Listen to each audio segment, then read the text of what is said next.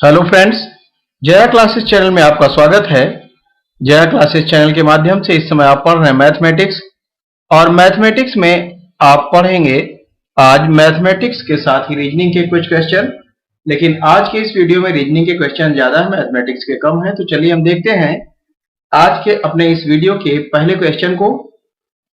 और हमारा पहला क्वेश्चन है, एक कक्षा में 100 विद्यार्थियों में 60 चाय, 40 कॉफी और 25 दोनों ही पीते हैं। कितने विद्यार्थी चाय या कॉफी दोनों ही नहीं पीते हैं? तो आप ध्यान दें कि 60 जो है वो चाय पीने वाले हैं और 40 कॉफी पीने वाले हैं, लेकिन 25 ऐसे हैं जो दोनों में शामिल हैं, मतलब चाय भी पी लेते हैं और कॉफी भी पी लेते हैं। तो चलिए हम इसको एक वेन डायग्राम के द्वारा समझने का प्रयास करते हैं। तो एक चाय वाले के लिए हम ग्रुप बना लेते हैं। अब ध्यान ये देना है कि चाय वालों की संख्या कितनी है? 60, लेकिन ये 25 जो हैं ये दोनों में शामिल हैं। तो ऐसा करते हैं कि 25 को हम घटा देते हैं। क्या करना पड़ेगा? 60 में से 25 को घटाना पड़ेगा, और 60 में से 25 को घटाएंगे तो आएगा 35। तो ये होंगे जो चाय अकेले पीते हैं, मतलब जो कॉफी पीते हैं, जो दोनों पीते हैं उनको हमने इनमें से हटा दिया। तो ये बचे 35 जो चाय पीते हैं। चाय वाले 35 हुए। अब ध्यान दें कि इसके बाद कॉफी वाले कितने हैं? 40 हैं, लेकिन 25 दोनों में शामिल है, तो इसमें से भी हमको 25 घटाना पड़ेगा। तो हो जाएगा 15। 15 जो होंगे वो केवल कॉफी वाले होंगे। तो 15 जो है वो केवल कॉफी वाले, लेकिन इसको हम इस प्रकार से समझने का प्रयास करेंगे, ये जो है कॉफी वाले हो जाते हैं। चलिए, लेकिन कितने हैं? 15 हैं। तो आप इस प्रकार समझिए, ये हमें दोनों वृत्तों को क्यों काटना पड़ा? ये काटना इसलिए पड़ा कि 25 जो हैं वो दोनों में शामिल हैं। 25 जो है वो दोनों में शामिल है, चाय और कॉफी दोनों में। तो हमें उन्हीं 25 की संख्या यहां दिखानी पड़ेगी जो दोनों में शामिल है। ये जो पार्ट आप देख रहे हैं, ये पार्ट जो है दोनों में शामिल है, चाय वाले में भी और कॉफी वाले में भी। ये पार्ट जो आप देख रहे हैं, ये पार्ट चाय और कॉफी दोनों में शामिल है। तो ये हो गए 25 चाय और कॉफी दोनों में जो शामिल हैं। तो अब आप देखेंगे इस प्रकार से, आप जैसा क्वेश्चन में कहा गया है वैसा आपने वेन डायग्राम में बता दिया, दिखा दिया। अब इसी को हम सॉल्व कर लेते हैं कि कितने विद्यार्थी चाय या कॉफी दोनों ही नहीं पीते हैं, मतलब ना ही चाय पीते हैं और ना ही कॉफी, और ना दोनों, मतलब सब में से बिल्कुल अलग हैं, जो जिनका चाय कॉफी से कोई वास्ता ही नहीं है। तो आप देखिए कुल कितने विद्यार्थी हैं? 100 हैं। अब 100 में से जो इनमें शामिल हैं इन्हीं को हम माइनस कर दें तो हमारा काम बन जाएगा, हमारा आंसर आ जाएगा। इसमें शामिल है 25 जो चाय पीते हैं, 35 सॉरी, और 25 जो है जो दोनों पीते हैं, चाय या कॉफी, या चाय और कॉफी दोनों पी लेते हैं, और 15 हैं जो कॉफी पीते हैं, केवल कॉफी। तो आप ध्यान दें, इन तीनों की जो संख्या है, अगर हम इसको टोटल में से घटा दें तो जो बचेगा वो चाय और कॉफी, या चाय और कॉफी दोनों ही नहीं पीते हैं, ये आपका निकल कर आ जाएगा। तो 100 ऋण 35 और 25 60, 60 और 15 75। तो देखिए 100 में से जब 75 घटाएंगे तो कितना आएगा? 25। आंसर 25। यही 25 हैं जो चाय या कॉफी दोनों ही नहीं पीते हैं। तो option number B right option होगा इस क्वेश्चन के लिए। चलिए आगे बढ़ते हैं।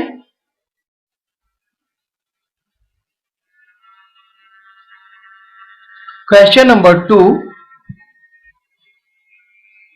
यदि हितेश 40 वर्ष का है तथा रोनी 60 वर्ष का है, तब कितने वर्ष पहले उनकी आयु का अनुपात 3:5 होगा। अब यहां ध्यान दें, आज अगर किसी की आयु, हम कहें आज किसी की आयु 30 वर्ष है, तो 5 साल पहले उसकी आयु कितनी थी? 5 साल या 5 वर्ष पहले कितनी थी? तो क्या करना पड़ेगा हमें? 30 ऋण 5 करना पड़ेगा, तो 25 वर्ष आ जाएगा। हमें क्या करना है? जितना वर्ष पहले उतना हमें माइनस करना पड़ेगा। भाई पहले की उम्र पूछी जा रही तो पहले कम रही होगी ना, बाद में बढ़ी है उम्र, तो जितने वर्ष पहले उतना घटा देंगे।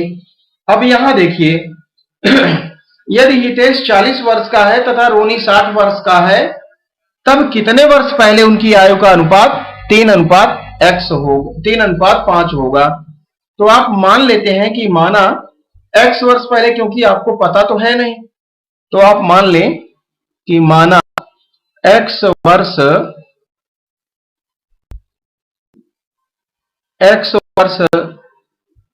पहले हितेश तथा रोनी की आयु का अनुपात 3:5 था। x वर्ष पहले उनकी आयु का अनुपात कितना था? 3:5। या x वर्ष पहले, चलिए लिख लेते हैं हम, उनकी आयु का अनुपात था बराबर 3:5। चलिए ये हो गया।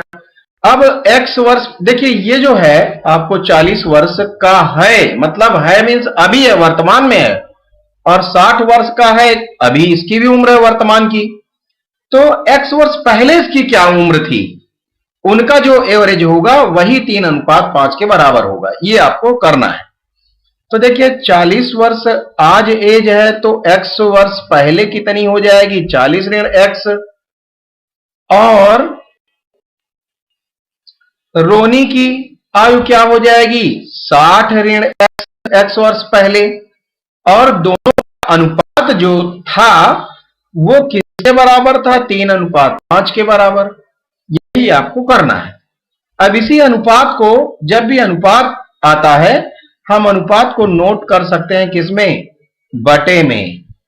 अनुपात को हम लिख सकते हैं अपॉन में या बटे में।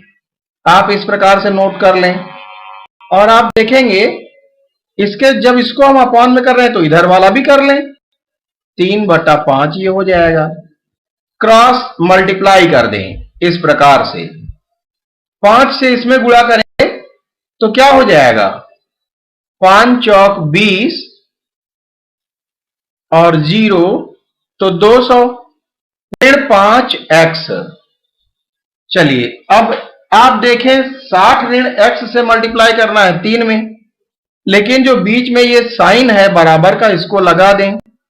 60 से गुणा करें पहले 3 में, तो 6 3 18 और एक 0, 180 हो गया। अब माइनस x से गुणा करें 3 में, तो माइनस इंटू यहां प्लस है, minus into plus is equal to minus, और x से 3 में करेंगे तो हो जाएगा 3x। अब हम क्या करें? x वालों को एक तरफ कर लें और दूसरे जो बच रहे हैं उनको दूसरी तरफ। तो इस 180 को इधर ले आएंगे तो यहां प्लस में था, इधर आएगा तो माइनस में हो जाएगा। और ये 5x जो माइनस में है, इसको उस पार ले आएंगे तो हो जाएगा प्लस में 5x। माइनस 3x यहां पहले से था, इसको हमने लिख दिया। एक देखिए 200 में से 180 आप घटा दें तो आएगा 20। 5x में से 3x घटाएंगे तो 2x आ जाएगा। x is equal to 20/2। 2 से इसको भाग देंगे, 2 दहम 20। x की वैल्यू क्या आई? 10। और हमने x क्या माना था कि x वर्ष पहले उनकी आयु का अनुपात इतना था। तो कितने वर्ष पहले? x वर्ष, और x की वैल्यू क्या आ गई? 10। तो x की जगह पर हम 10 लिख सकते हैं। इसका मतलब 10 वर्ष पहले उनकी आयु का अनुपात 3:5 था। तो ऑप्शन नंबर सी है 10 वर्ष। समझ में आ रहा होगा, बिल्कुल आसान था, लेकिन इसको समझना जरूरी था क्योंकि परीक्षा में इसी तरह के क्वेश्चन पूछे जाते हैं। चलिए आगे बढ़ते हैं। क्वेश्चन नंबर 3, जो लोग गंजे होते हैं, गंजा मीन्स जिसके बाल नहीं होते हैं सिर में, वे सामान्यतः बुद्धिमान होते हैं। देखिए कभी कभी कहा जाता है भाई गंजा है तो फिर इसका मतलब या तो बुद्धिमान है या बहुत धनी है। तो आप ध्यान दें, यहां जो क्वेश्चन में आपके कहा जा रहा है कि वे सामान्यतः बुद्धिमान होते हैं। अनिल गंजा है, देखिए यहां क्या आ गया, सामान्यतः बुद्धिमान होते हैं। अनिल गंजा है, अतः अनिल बुद्धिमान है, जरूरी तो है नहीं, सामान्यतः बुद्धिमान होते हैं, इसका मतलब सभी बुद्धिमान नहीं होते हैं। चलिए ऑप्शन देखते हैं। सत्य है, अतः अनिल बुद्धिमान है, सत्य है, तो क्या यह सही है? जरूरी नहीं है, तो यह ऑप्शन सही नहीं है। संभवतः सत्य है, तो यह तो हो सकता है, क्योंकि ऊपर कहा जा रहा है कि वे सामान्यतः बुद्धिमान होते हैं, तो हम ये नहीं कह सकते कि 100% ये बुद्धिमान है। संभवतः सत्य है ये कह सकते हैं, संभावना हो सकती है, means option number B right option हो सकता है। सी में है गलत है, तो गलत भी हम नहीं कह सकते, बुद्धिमान भी हो सकता है, नहीं भी हो सकता है। डी में है कहा नहीं जा सकता, ये तो सही है कि कहा नहीं जा सकता, लेकिन संभवतः सत्य है, क्योंकि ऊपर सत्यता के बारे में कुछ बात बताई जा रही है, तो संभावना ही व्यक्त की जा रही है, इसलिए हम संभवतः सत्य है कह सकते हैं। ऑप्शन नंबर 20 का राइट ऑप्शन होगा। चलिए आगे बढ़ते हैं। क्वेश्चन नंबर 4 है, यदि JNU को 101711132106 लिखा जाता है, तो PUSA को लिखा जाएगा। अब बहुत बारीकी से आपको ध्यान देने की जरूरत है, जो हमें पहले दिया रहता है हम उसी के माध्यम से कुछ कर पाते हैं। तो हमें जो दिया है वो JNU का कोड दिया गया है। अब जरा आप ध्यान दें कि JNU ये कितने हैं, 1 2 3, और यहां कितने हैं, 1 2 3 4 5 6 7 8 9 10 11 12 है। इसका मतलब इसमें जो एक अक्षर है इसके लिए 3 से इसको भाग करिए, 12 को, 3 चौक 12, तो एक अक्षर के लिए 4, इसमें 4 डिजिट एक अक्षर के लिए हैं, मतलब इतना जो है वो J के लिए मान सकते हैं। और इसी प्रकार से 1 2 3 4, ये जो 4 हैं, इन चारों को हम मान सकते हैं ये N के लिए है, और U के लिए क्या है फिर, ये भी 4 जो है ये U के लिए है, मीन्स 2106।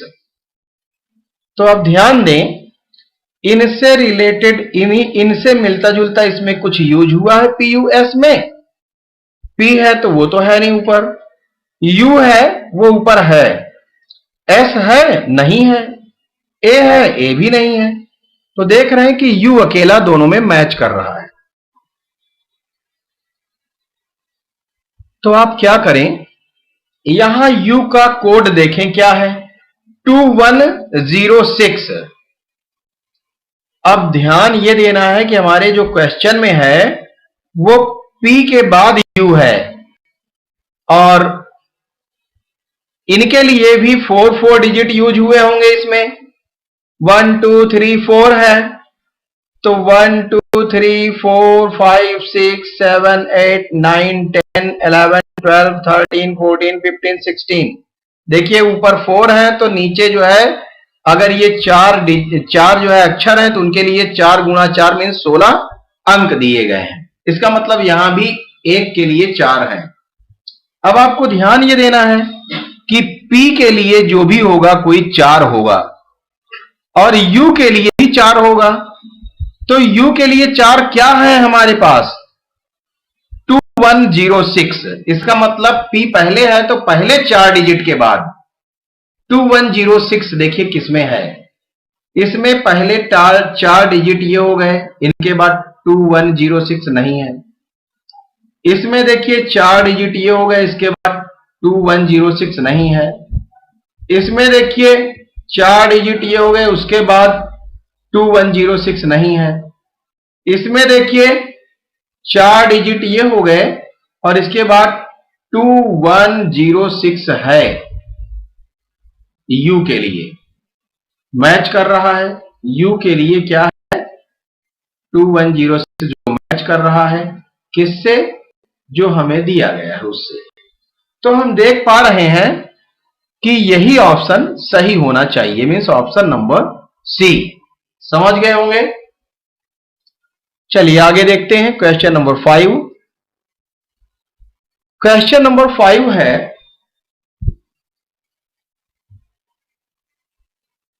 अच्छा ये 10 भी लिखा हुआ है तो ये 10 इससे रिलेटेड नहीं है,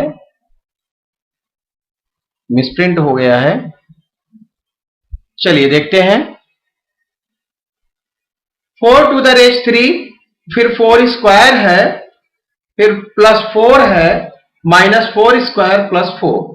देखिए यहां 4 की घात 3 है और हम जो है क्या करें, बहुत ज्यादा लंबा तो है नहीं, ज्यादा लंबा नहीं ज्यादा कठिन नहीं है, तो फिर हम क्या करें, इनको आसानी से सॉल्व कर लें ऐसे ही। 4 की घात 3 का मतलब है 4 गुणा 4 गुणा 4। अगर आपको आता है तो आपके लिए कुछ नहीं, 4 चौक 16 चौक 64, लेकिन चलिए हम इसको सॉल्व करके आपको बता देते हैं। 4 का वर्ग है तो 4 गुणा 4, 4 चौक 16 धन 4। चलिए ऋण 4 का वर्ग में 4 गुणा 4 धन 4। इस प्रकार से आप इसको नोट कर सकते हैं। ब्रैकेट को आपने हटा दिया, छोटे ब्रैकेट को। अब आप देखें राउंड ब्रैकेट को हटाने के बाद स्क्वायर ब्रैकेट लगा हुआ है। अब आप इसको सॉल्व करेंगे कैसे? 4 चौक 16 चौको 64, 4 चौक 16 धन 4, ऋण 4 चौक 16 धन 4। चलिए लिखते हैं, अगले कर लेते हैं। इस प्रकार ये हो गया। अब 64 और 16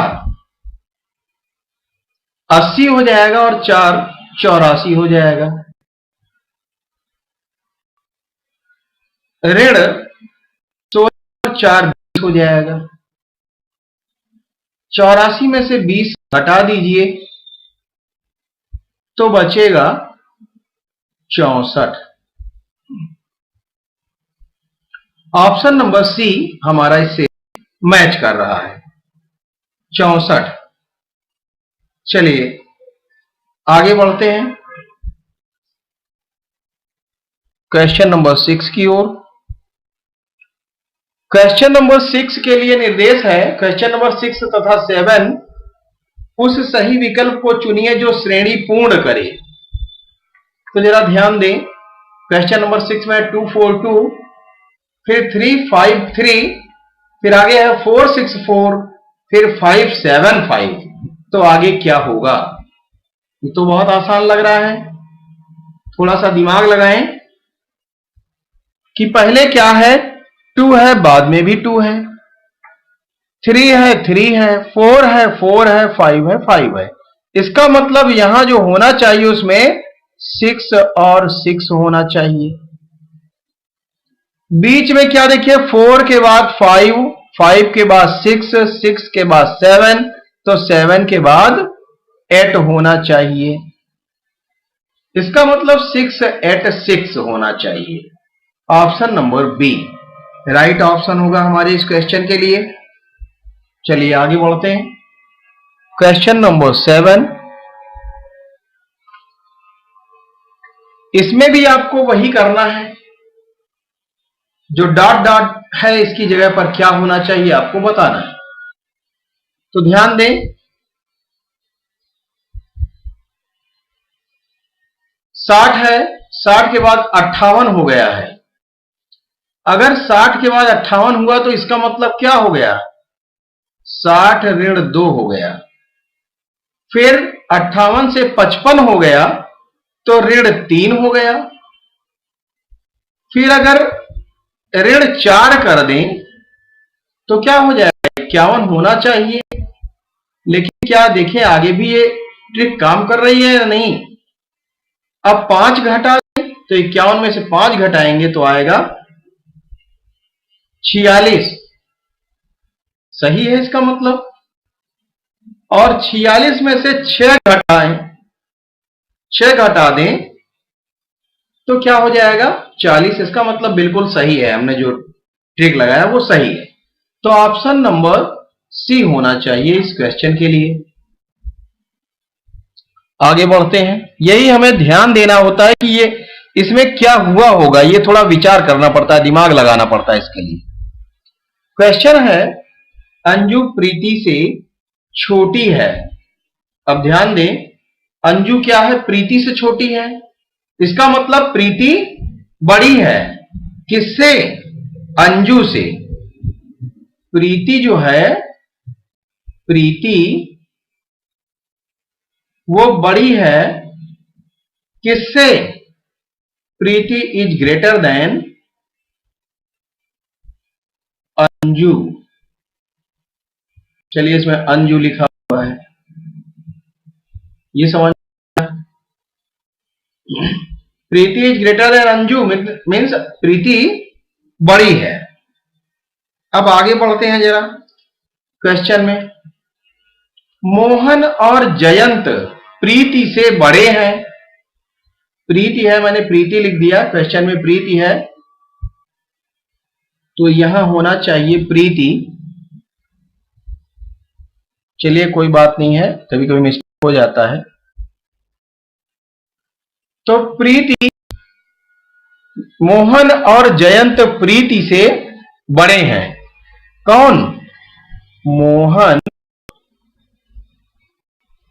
और जयंत। मोहन और, चलिए लिख देते हैं आधा न लिखकर। मोहन और जयंत क्या है, प्रीति से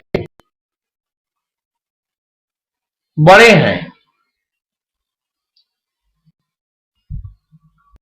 तो मोहन और जयंत बड़े हैं किससे, प्रीति से। अब आगे क्या कह रहा है, आगे कह रहा है परंतु सुधा से छोटे हैं। मतलब मोहन और जयंत जो हैं ये सुधा से छोटे हैं, इसका मतलब सुधा बड़ी है। तो आगे बढ़ जाइए, सुधा बड़ी है, greater than Mohan and Jayant से। आगे क्या कहा जा रहा है, और जो श्रीधर के उम्र के ही बराबर है। मतलब सुधा जो है वो बराबर है किसके, श्रीधर के। ये हो गया क्वेश्चन के अकॉर्डिंग। तो अब आपको ध्यान ये देना है जो क्वेश्चन में पूछे हम वो बताएं। क्वेश्चन में पूछ रहा है अतः श्रीधर है, अतः श्रीधर है तो क्या है, अंजू से बड़ा है। अंजू तो सबसे छोटी है तो श्रीधर बिल्कुल बड़ा है। जब सुधा बड़ी है, सुधा के बराबर है, तो इसका मतलब बड़ा है। तो यह ऑप्शन तो सही हो गया पहले ही। अंजू से छोटा है श्रीधर, नहीं ये तो गलत हो गया। मोहन से छोटा है, नहीं भाई, देखिए मोहन इज लेस देन सुधा, तो सुधा के बराबर श्रीधर है। तो मोहन जो है छोटा नहीं है, बल्कि नहीं, मोहन जो है क्या है, छोटा है, बड़ा नहीं है मोहन से। नहीं सॉरी, श्रीधर जो है वो क्या है, बड़ा है मोहन से। तो मोहन क्या है, छोटा है, जबकि यहां कह रहा मोहन से छोटा है, तो ये भी गलत हो गया। प्रीति से छोटा है, क्या श्रीधर प्रीति से छोटा है? नहीं, प्रीति जो है वो छोटी है जयंत और मोहन से, तो मोहन और जयंत छोटे हैं सुधा से, तो सुधा जो है बराबर है श्रीधर के, तो इसका मतलब प्रीति तो जो है छोटी है ना श्रीधर से। प्रीति से छोटा श्रीधर कैसे हो जाएगा? तो ये भी गलत हो गया। इसका मतलब option number A he right option हो गया है। हाँ, चलिए अब हम बढ़ते हैं क्वेश्चन नंबर 9 की ओर।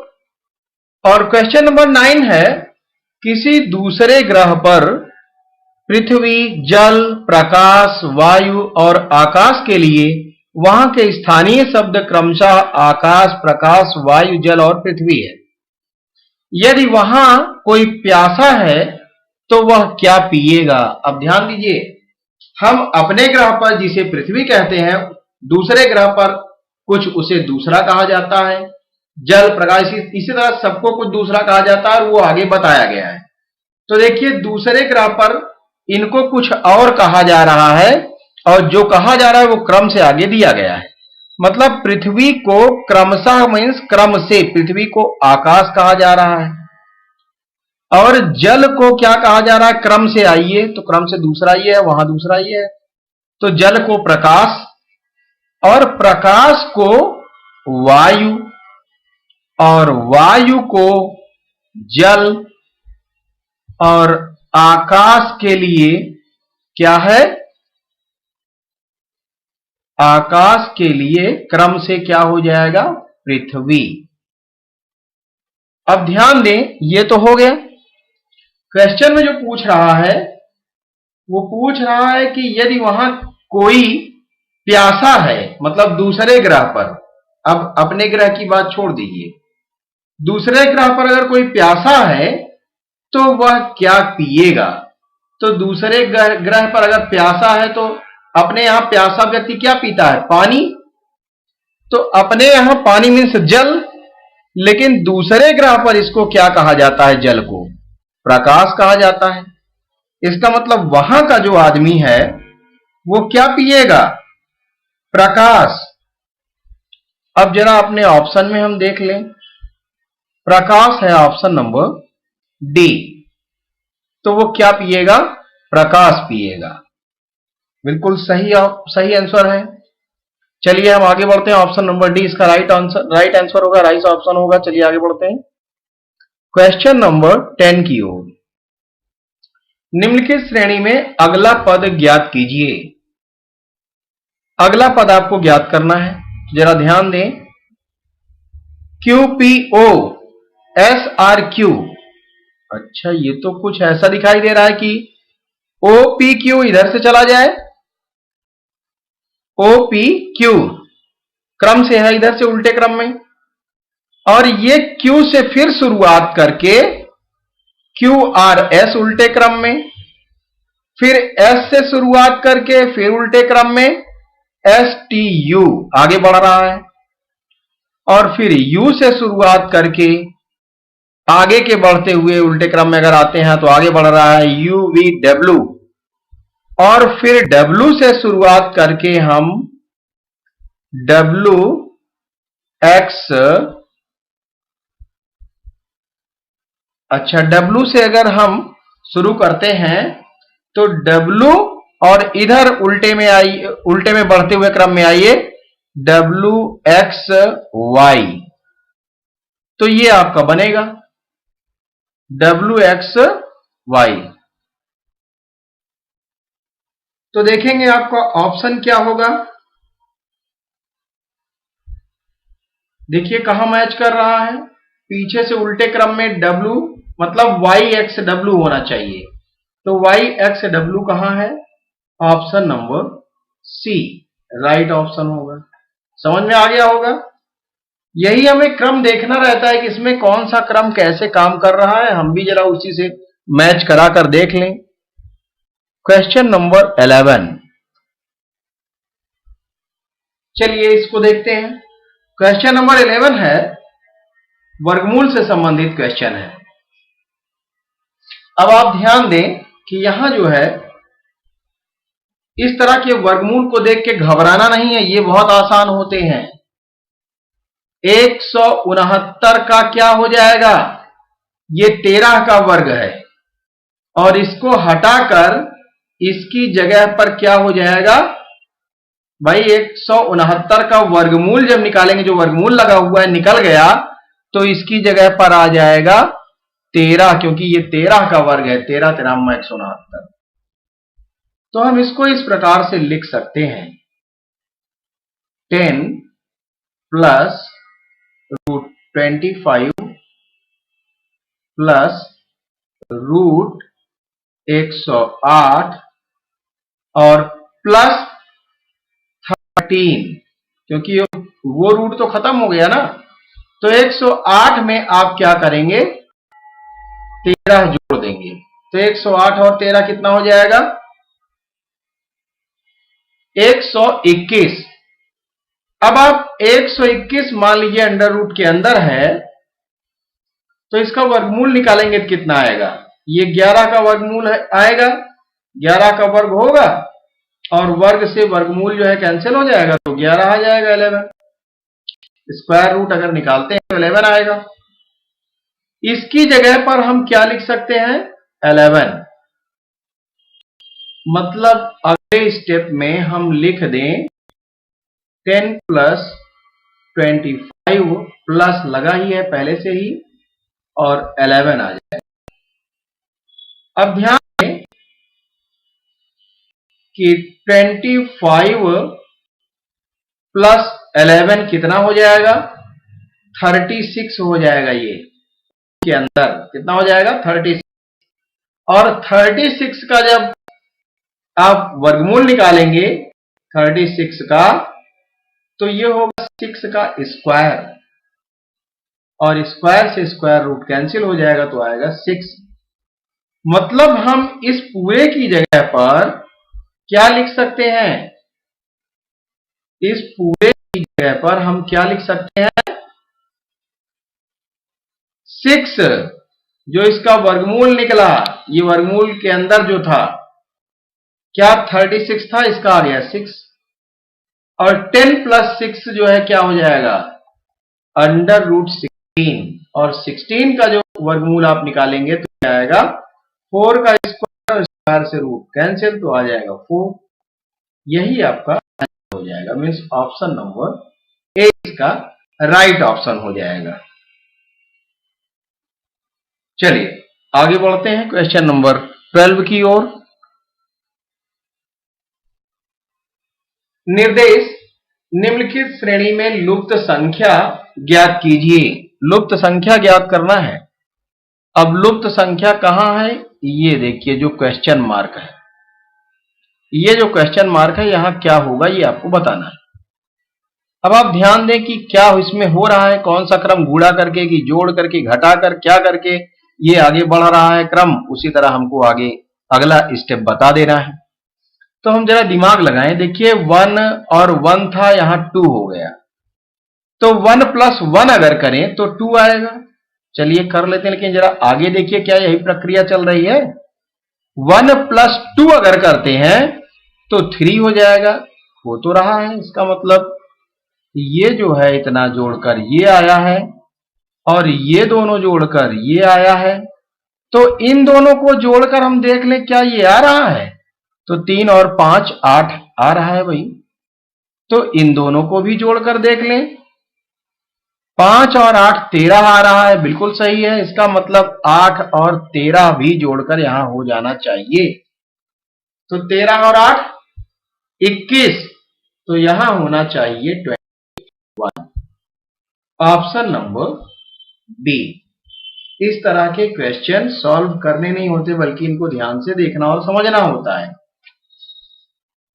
चलिए आगे बढ़ते हैं क्वेश्चन नंबर 13 की ओर।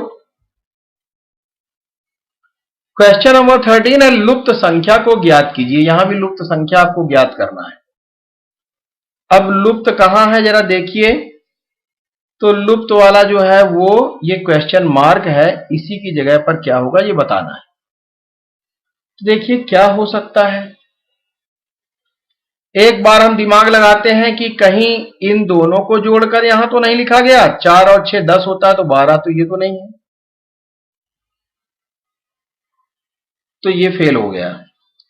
अब जरा देखें, 4 और 8 12 और 2 14, ये भी नहीं है, तो ये भी फेल है। अच्छा, दूसरे वाले में देखें जरा, 6 और 10 16 और 5 21, 21 को उल्टा करके तो नहीं लिख दिया गया, 12 हो गया है। अगर 21 था तो इसको हम उल्टे क्रम में लिख दें तो इस तरह हो जाएगा 12। चलिए मान लेते हैं ऐसा इसमें हुआ हो, तो क्या इसमें भी वो हुआ है पहले वाले में? 4 और 8 12 और 2 14, यहां तो 16 है, ये तो पहले ही मिस्टेक हो गया भाई। अगर 14 का क्रम बदलेंगे तो 41 हो जाएगा, तो ये भी नहीं है, कुछ और हुआ है। और क्या हुआ है जरा देखें, तो 8 4 गुणा 8 अगर करें तो 4 अठे 4 गुणा 8, 4 अठे 32, और इस 2 से जरा भाग दें तो 32/2 में 16, तब तो हमें मिल गया। अब जरा देखें क्या अगले वाले में भी ऐसा कुछ हुआ होगा। 6 गुणा 10 में 60, और 60 को अगर भाग दें, 60 को अगर भाग दें नीचे 5 से, तो 5 एक कम 5 और 10, 5 दूना 10 मीन्स 12, 12 पंजे 60 होता है, 12 हाथ हो रहा है।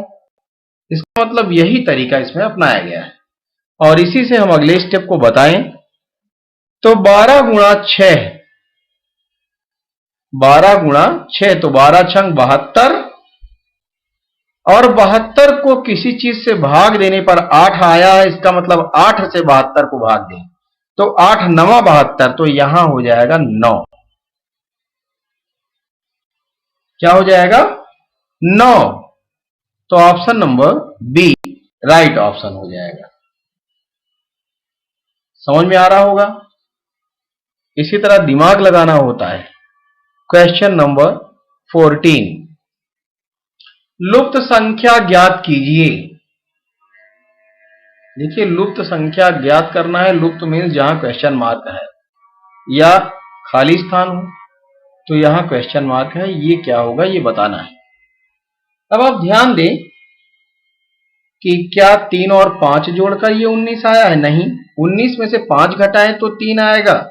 नहीं आएगा। 4 ये दिया गया है, तो 3 और 5 8, 8 और 4 12 होता है, तो ये भी नहीं हो रहा है। 19 में से 4 घटाने पर भी 3, कुछ नहीं हो रहा है। अब जरा ध्यान दें, 3 गुणा 5 अगर कर लें तो 3 पंजे कितना हो जाएगा? 15 हो जाएगा, और 15 में मतलब 3 गुणा 5 करें और धन 4 करें तो 19 तो आ जाएगा भाई। 3 पंजे 15 और धन 4, तो 15 धन 4 बराबर 19। अब क्या आगे भी ये है, यही ट्रिक लगी हुई है कि नहीं? मतलब इसी तरह से आगे भी आंसर आएगा कि नहीं? अगर आएगा तो सही है, नहीं तो बेकार है फिर हमारा ट्रिक। चलिए देख लें जरा, जो दिया है उसी में देख सकते हैं हम। 4 छंग 24 गुणा कर दें और 24 में 5 जोड़ दें तो 24 5 29, बिल्कुल सही है। इसका मतलब यही यहां होता है, 5 गुणा 7, 5 सत्ते 35, और 35 में से 6 घटाइए, नहीं सॉरी, 35 में 6 जोड़ना है तो क्या हो जाएगा? 35 और 6 41। Option number C right option हो जाएगा इस क्वेश्चन के लिए। 41 मीन्स ऑप्शन नंबर सी। समझ में आ गया होगा? तो यहां पर क्या हो जाएगा? 41। आगे बढ़ते हैं। क्वेश्चन नंबर 15, 1/2 प्रतिशत को दशमलव भिन्न में किस प्रकार अभिव्यक्त करेंगे? 1/2 प्रतिशत है। प्रतिशत मीन्स होता है बटा 100। अब बटा 100 को चाहे तो हम 1/2 गुणा 100 लिख लें, या चाहे हम इसको बटा 100 का मतलब हुआ 1/2/100। अब जब ये भिन्न वाला भाग है, समझ लीजिए, इसके नीचे कुछ नहीं तो हम 1 मान सकते हैं। भिन्न वाले भाग को हम पहले गुणा में बदल लेते हैं, इस जो है भाग को गुणा में बदल लेते हैं, और नीचे वाले को उल्टा लिख देते हैं। इसका रेसिप्रोकल मीन्स 1/100 हो जाएगा, वही जो ऊपर मैंने लिखा था। इसका मतलब 1 कम। अच्छा चलिए, 1/2 है तो 1/2 को हम क्या करें, 1/2 का अगर मान निकालेंगे तो 2 से 1 को जब भाग देंगे तो दशमलव लगाएंगे, 10 2 पंजे 10, कितना आ गया 0.5। मतलब इसकी वैल्यू हो गई इतने की 0.5। तो अब हो जाएगा 0.5 गुणा 1/100। अब 0.5 एक कम 0.5 100। 100 से को भाग देने का मतलब है कि इसमें 2 जीरो हैं और 2 अंक के पहले दशमलव हो जाएगा, तो 2 अंक और पहले है ही नहीं, तो 0.20 लगाना पड़ेगा। और यहां पूर्णांक में कुछ है ही नहीं तो जीरो हम लिख सकते हैं, इंटीजर कुछ है ही नहीं, तो 0.05 ये हमारा आंसर आएगा। 0.005 ये हमारा option number A right answer हो गया। तो देख रहे हैं आज के वीडियो में भी रोज की तरह अच्छे क्वेश्चन लिए गए हैं, लेकिन आज थोड़ा रीजनिंग की संख्या ज्यादा है और क्वेश्चन बहुत ही इंपॉर्टेंट है। कहीं ना कहीं ये परीक्षाओं में पूछे गए हैं, मैंने ये पेपर से ही लिए हैं, इसलिए सारे क्वेश्चन बहुत इंपॉर्टेंट हैं। तो आज की वीडियो में इतना ही।